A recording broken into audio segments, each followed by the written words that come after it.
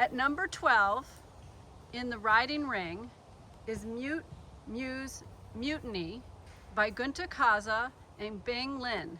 And this is Bing Lin to tell us about the work. Good morning, Bing. Good morning, and thank you so much, Catherine and the artist Lisa, to include our work in this show. And it's a great honor to be here. We're thrilled to have you.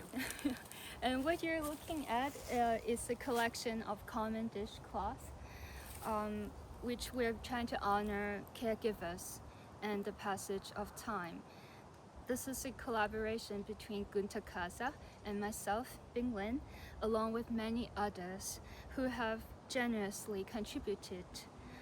We serve as stewards and vessels, asking quietly and softly for their voices to be heard. Behind every stain and worn edge, each dish towel holds memories, laughter, and so much more. Together, they ground us in our connection to one another and remind us of the true meaning of community.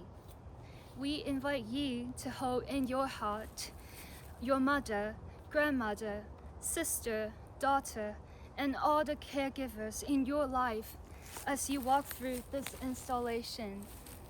If this experience resonated with you and you have a dish towel story you would like to share, please visit us at musemutiny.com.